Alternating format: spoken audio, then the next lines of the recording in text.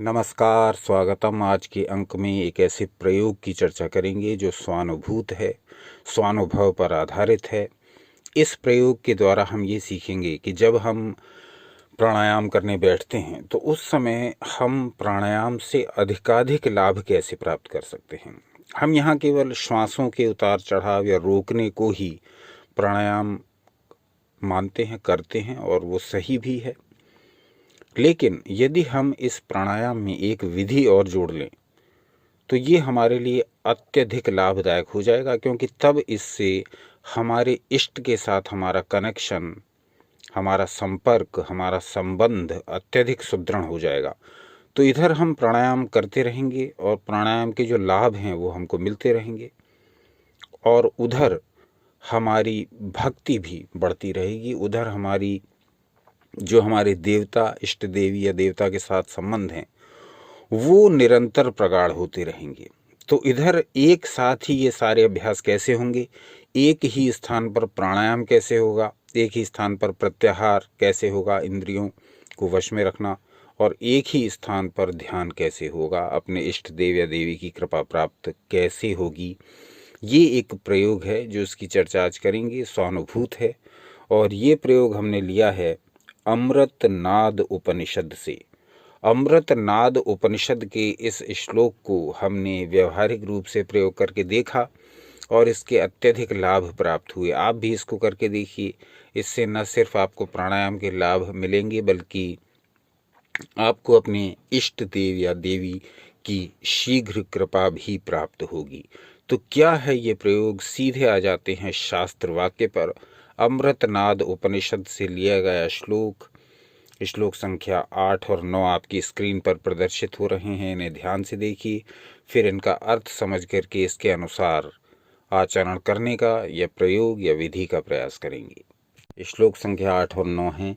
प्राणायामैर्दहेद् दोषान् धारणाभिश्च किल्बिषं प्रत्याहारेण संसर्गाद्भयानेनानीश्वरान् गुणान् किल्बिषं हि क्षयं नीत्वा रुधिरं चैव चिन्तयेत्। 8वां और 9वां श्लोक जो है इसके अर्थ समझ लेते हैं। प्राणायाम के माध्यम से दोषों को तथा धारणा के माध्यम से पापों को जलाकर भस्म कर डालें। प्रत्याहार के द्वारा इंद्रिय के संसर्ग से उत्पन्न दोष तथा ध्यान के द्वारा अनीश्वरीय गुणों का नाश होता है। इस प्रकार संचित पापों और उन इंद्रियों के कुसंस्कारों का शमन करते हुए अपने इष्ट के मनोहारी रूप का चिंतन करना चाहिए। अमृतनाद उपनिषद का श्लोक संख्या 8 और 9 एक ऐसे प्रयोग हैं, एक ऐसे श्लोक हैं, एक ऐसी विधियां हैं जिनको समझा ही नहीं गया, जिनको प्रयोग करने की तो बात ही दूर है। लेकिन इस चैनल पर आपको वो प्रयोग मिलेंगे, वो वाक्य मिलेंगे जो सामान्यतः आपने नहीं सुने होंगे।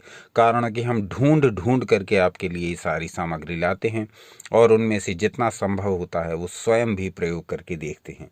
तो अमृतनाद उपनिषद का ये जो 2 श्लोक हैं 8 और 9, ये स्वानुभूत हैं। इनको प्रयोग करके देखा गया है। इनको आप भी अपने दैनिक जीवन में प्रयोग करके देख सकते हैं। कैसे करेंगे ये स्पष्ट समझ लीजिए।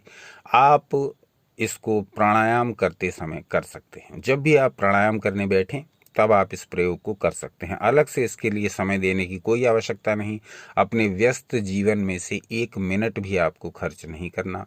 जिस समय आप योग कर रहे होते हैं, जिस समय आप अपने शरीर पर ध्यान दे रहे होते हैं, जिस समय आप प्राणायाम कर रहे होते हैं, बस उसी समय जो अपने लिए आप पूरे दिन में से जो भी समय निकालते हैं, 15 मिनट हो, आधा घंटा हो या 1 घंटा, बस उसी समय में ही इस प्रयोग को कर लेना है। और वो भी कब, जब आप प्राणायाम कर रहे हों।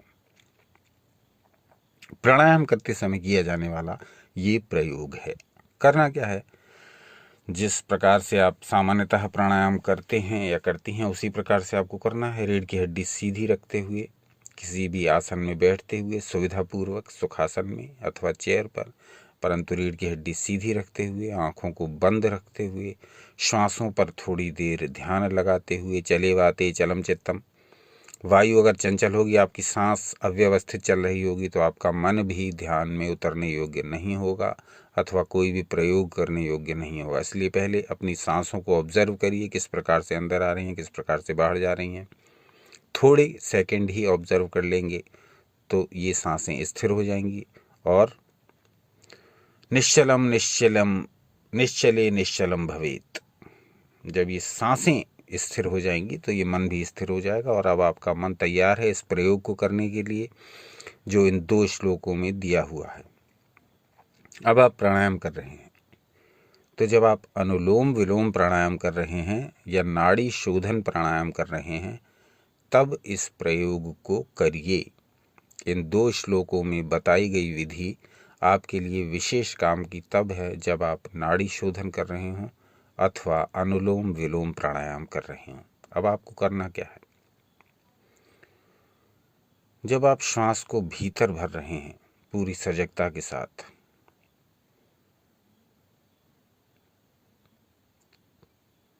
तब आप उसको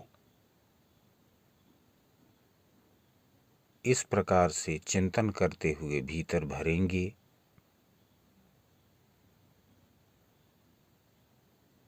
कि मेरे इष्ट देव या देवी जो भी हैं उनका नाम इन श्वासों के साथ भीतर जा रहा है। सपोज राम नाम मैं जपता हूँ तो राम शब्द श्वास के साथ मेरे भीतर प्रवेश कर रहा है।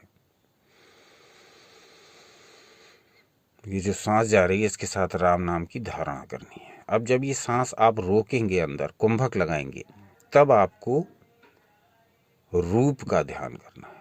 ईश्वर के इष्ट देवी या देवी आपके जो भी हों उनके रूप का। सपोज मैं काली भक्त हूँ तो कुंभक में मुझे माता काली का ध्यान अपने आज्ञा चक्र में कर लेना है जब तक मैं सांस रोके हुए हूँ। और जब श्वास को छोड़ा जा रहा है तो फिर से अपने इष्ट देव का नाम स्मरण करेंगे। जो कृष्ण भक्त हैं, जो काली भक्त हैं, जो दुर्गा भक्त हैं, जो हनुमंत भक्त हैं, जो शिव भक्त हैं, जो भी जिस देवी देवता का भक्त है उसका नाम रेचक के समय स्मरण करिए। बस सिंपल है। सांस भरते समय नाम स्मरण, सांस रोकते समय रूप स्मरण आज्ञा चक्र में, और फिर से सांस छोड़ते समय नाम स्मरण। सांस भरी, नाम जपा मन ही मन, बोलकर नहीं, मन ही मन। सांस भरी नाम के साथ, सांस रोक ली आज्ञा चक्र में रूप के साथ। यहाँ रूप का ध्यान करना है आपको अपने इष्ट देव या देवी का। अब सांस छोड़ी नाम के साथ। बस ये सिंपल प्रयोग आपको जोड़ लेना है अपनी दैनिक प्राणायाम की गतिविधियों में। छोटा सा प्रयोग है, बहुत ही शक्तिशाली है। 15-16 दिन ही इसको करके देखिए, बड़ा लाभ होगा। इससे न सिर्फ आपकी ऊर्जाओं में वृद्धि हो जाएगी बल्कि आपकी भक्ति अत्यधिक प्रगाढ़ होगी। आपके अपने इष्ट देव या देवी के साथ जो संबंध, जो संपर्क हैं, वो अत्यधिक प्रगाढ़ होने लगेंगे। उनकी कृपा आपको शीघ्र अनुभव होने लगेगी। और भी बहुत सारे अनुभव होंगे। प्रत्येक अनुभव न बताए जा सकते हैं, न अनुभव किए जा सकते हैं।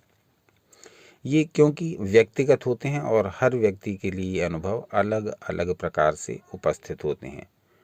तो सीधी सी बात है, वीडियो को विस्तार न देते हुए अमृतनाद उपनिषद में जो 2 श्लोक हमें व्यवहारिक रूप से उपयोगी लगे उनका हमने प्रयोग किया। और स्वानुभव 2, स्वानुभव की श्रृंखला का ये दूसरा वीडियो है। इसी प्रकार से जो अन्य अनुभव होते रहेंगे वो आपके समक्ष प्रस्तुत करते रहेंगे। आज के अंक में ये समझने का प्रयास किया कि अमृतनाद उपनिषद में दिए गए 2 श्लोकों के माध्यम से हम प्राणायाम के साथ कैसे अपने इष्ट देव या देवी के नाम को जोड़कर, रूप को जोड़कर ये प्रयोग करें। इससे हमारी जो प्राणायाम की जो हमको लाभ मिलने वाले थे वो तो मिलेंगे ही, इसके अतिरिक्त हम भक्ति योग भी अपना सुदृढ़ कर पाएंगे। हम अपने इष्ट देव देवी की कृपा भी शीघ्रतापूर्वक प्राप्त कर पाएंगे।